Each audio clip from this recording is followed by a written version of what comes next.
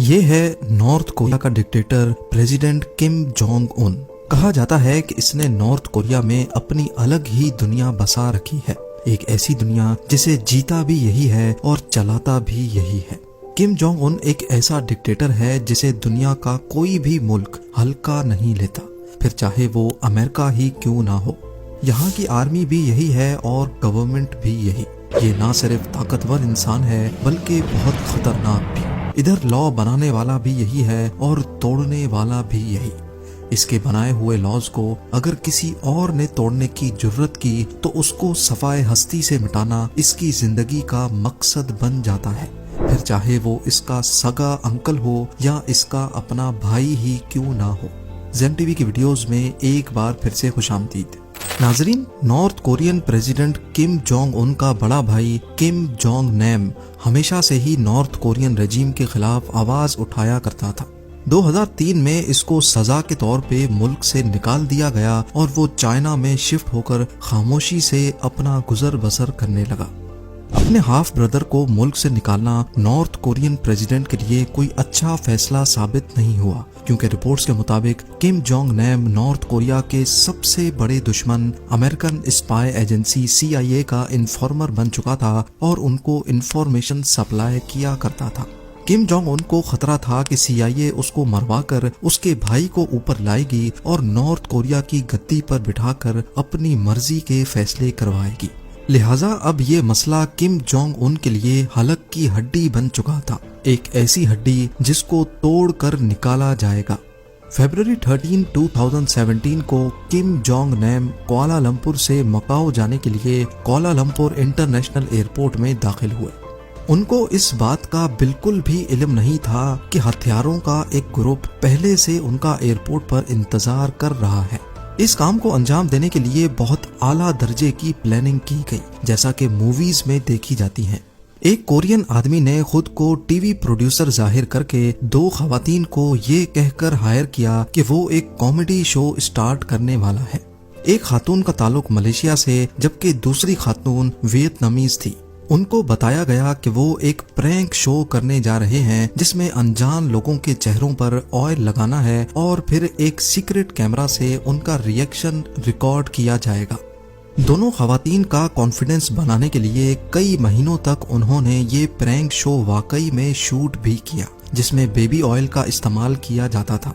लेकिन उन दोनों खवातीन को जर्रा बराबर भी भनक नहीं पड़ी कि ये प्रैंक एक दिन उनको ले डूबेगा। 13 Feb 2017 को सो कॉल्ड प्रोड्यूसर ने दोनों खवातीन को यही प्रैंक करने के लिए कुआलालंपुर इंटरनेशनल एयरपोर्ट बुलाया। नॉर्थ कोरियन प्रेसिडेंट का भाई किम जोंग नैम जैसे ही एयरपोर्ट में दाखिल हुआ तो प्रोड्यूसर ने इशारा करके प्रैंकस्टर्स को बताया कि उनको अब ऑयल इस टारगेट के चेहरे पर लगाना है। लेकिन इस बार ये बेबी ऑयल नहीं बल्कि एक जानलेवा नर्व एजेंट था। CCTV फुटेज में देखा जा सकता है कि दरवाजे से अंदर जाने के फौरन बाद एक खातून अपने हाथ पे ऑयल मलती हुई गई और टारगेट के चेहरे पर ये ऑयल लगा दिया। किम जोंग नैम जो इस बात से बिल्कुल बेखबर था, उसने काफी गुस्से का इजहार किया। प्लान के मुताबिक ऑयल लगाने वाली खातून हंसती हुई ये शरारत करके मौके से फरार हो गई। किम जोंग नैम वापस गेट से बाहर आया और ऑफिसर्स को इस बात से आगाह किया। ऑफिसर्स ने फौरन उसको एयरपोर्ट पर ही मौजूद मेडिकल फैसिलिटी भेज दिया।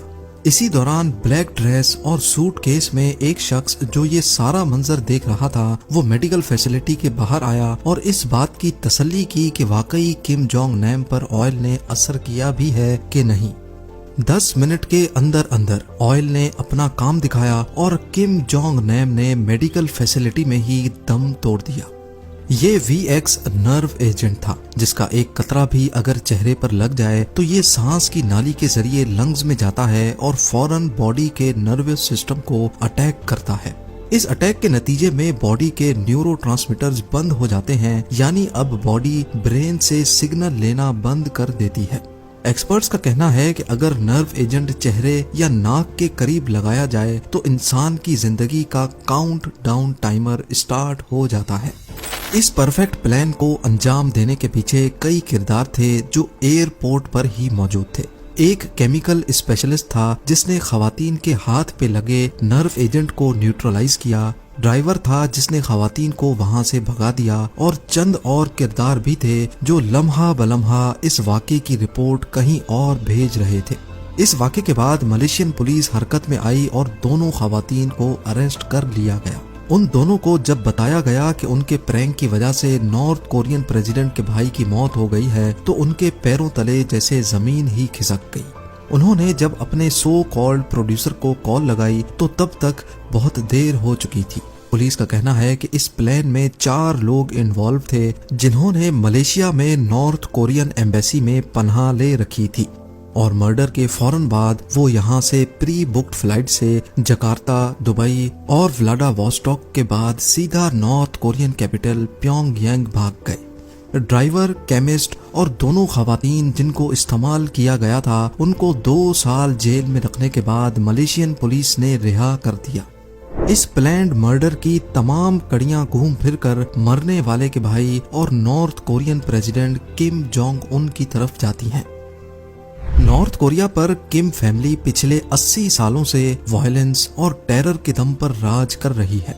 यहाँ किम जोंग उन की पावर इतनी फैली हुई है कि नॉर्थ कोरिया में एक परिंदा भी अपनी मर्जी से पर नहीं मार सकता।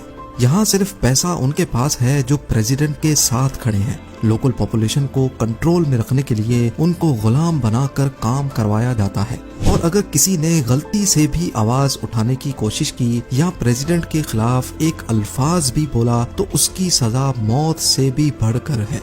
यही वजह है कि नॉर्थ कोरिया में 60% लोग पॉवर्टी यानी गरीबी में रहते हैं। यहाँ रोड्स हैं लेकिन उस पर गाड़ियाँ नहीं चलती क्योंकि लोगों के पास कार्स खरीदने के पैसे ही नहीं हैं। यहाँ ना तो फेसबुक है, ना व्हाट्सएप और ना ही यूट्यूब। सोशल मीडिया का तो कोई कॉन्सेप्ट ही नहीं है, यानी यहाँ इंटरनेट की डेफिनेशन ही अलग है।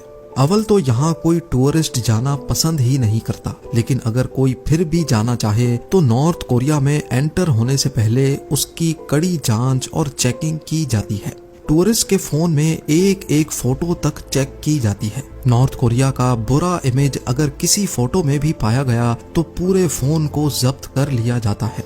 नॉर्थ कोरिया में फॉरेन मूवीज और सॉन्ग्स सुनने पर सख्त पाबंदी है। नॉर्थ कोरिया में रहकर इंटरनेशनल कॉल्स करना भी एक क्राइम है। 2007 में एक बिजनेसमैन को भरे मजमे में तब मार दिया गया जब उसने अपने सीक्रेट फोन से इंटरनेशनल कॉल की थी। North Korean dictator Kim Jong Un की किसी भी तरीके से बात ना मानना और मीटिंग में उसके सामने सो जाना ऑफिशियल्स को सख्त सजा भी दिला सकता है। एक मीटिंग के दौरान जब डिफेंस मिनिस्टर को नींद का झोंका आया तो सबके सामने उसको मौत के घाट उतार दिया गया।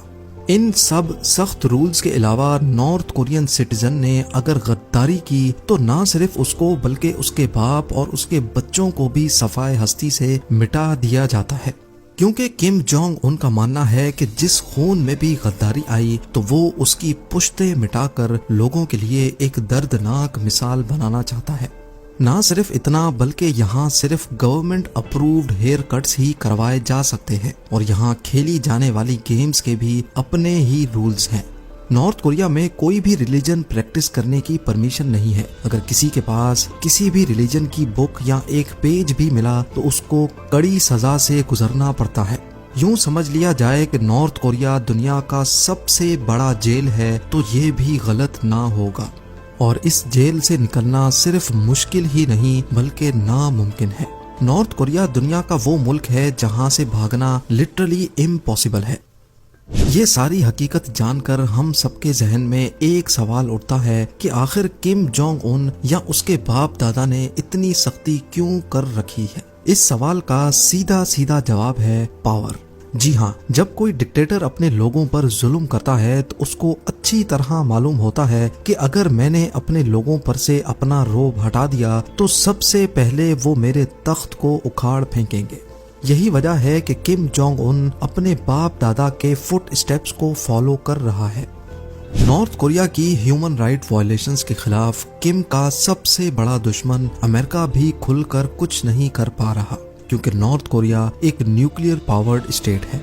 अमेरिका यहाँ फिजिकल इंटरवेंशन तो नहीं कर सकता, लेकिन किम का घेरा तंग करने के लिए अमेरिका ने नॉर्थ कोरिया पर खासी सैंक्शंस लगा रखी हैं। जैसा कि दूसरी कंट्रीज नॉर्थ कोरिया से किसी किस्म की भी ट्रेड नहीं कर सकती। गोल्ड, मिनरल्स, मेटल्स, आयरन और हत्ता के कोयला भी उनसे ना कोई खरीद सकता है और ना ही उनको बेच सकता है। एक तरह से देखा जाए तो नॉर्थ कोरिया जो कुछ भी है वो बस सिर्फ इस 4 दीवारी के अंदर ही है।